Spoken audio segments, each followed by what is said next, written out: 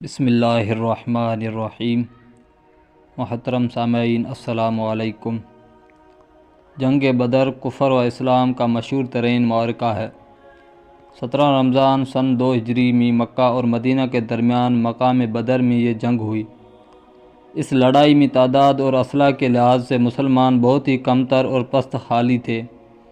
مسلمانوں میں بوڑھے، جوان اور بچے اور انصار مہاجرین کل مل کر 313 مجاہدین اسلام علم نبوی کے زیر سایہ کفار کے ایک عظیم لشکر سے نبرد آزما تھے۔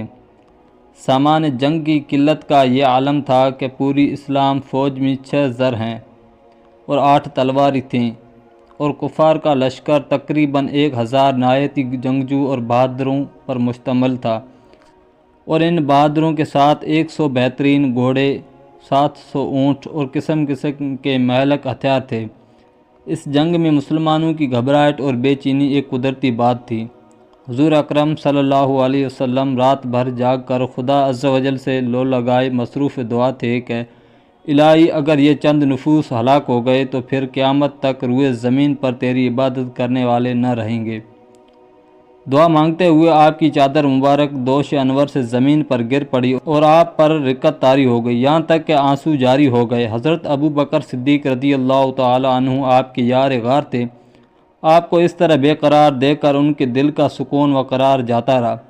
انہوں نے چادر مبارک کو اٹھا کر آپ کے مقدس کندھے پر ڈال دیا اور آپ کا دست مبارک تھام کر بہرائی ہوئی آواز میں بڑے ادب کے ساتھ عرض کیا کہ حضور اب بس کیجیے، اللہ تعالیٰ ضرور اپنا وعدہ پورا فرمائے گا۔ اپنے یار غار صدیق جانثار رضی اللہ عنہ کی گزارش مان کر آپ نے دعا ختم کر دی اور نہایت اطمینان کے ساتھ پیغمبرانہ لہجے میں یہ فرمایا کہ سیہزم الجمع ویولون الدبر۔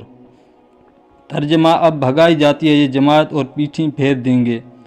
صبح کو حضور صلی اللہ علیہ وسلم نے آیات جہاد کی تلاوت فرما کر ایسا ولولہ انگیز واعظ فرمایا کہ مجاہدین کی رگوں میں خون کا قطرہ قطرہ جوش و خروش کا سمندر بن کر طوفانی موجیں مارنے لگا، اور آپ صلی اللہ علیہ وسلم نے یہ بشارت دی کہ اگر صبر کے ساتھ تم مجاہدین میدان جنگ میں ڈٹے رہے تو اللہ تعالیٰ تمہاری مدد کے لیے آسمان سے فرشتوں کی فوج بھیج دے گا۔ چنانچہ 5000 فرشتوں کی فوج میدان جنگ میں اتر پڑی، اور دم زدن میں میدان جنگ کا نقشہ ہی بدل گیا۔ حضرت علی رضی اللہ تعالیٰ عنہ مہاجرین کا جھنڈا لہرا رہے تھے، اور حضرت سعد بن عبادہ رضی اللہ تعالیٰ عنہ انصار کے علمدار تھے۔ کفار کے 70 آدمی قتل ہو گئے اور 70 گرفتار ہوئے، باقی اپنا سارا سامان چھوڑ کر فرار ہو گئے۔ کفار کے مقتولین میں قریش کے بڑے بڑے نامور سردار جو بہادری اور سپہ گری میں یکتا روزگار تھے، ایک ایک کر کے سب موت کی گھاٹ اتار دیے گئے، یہاں تک کہ کفار قریش کی لشکری طاقت ہی فنا ہو گئی۔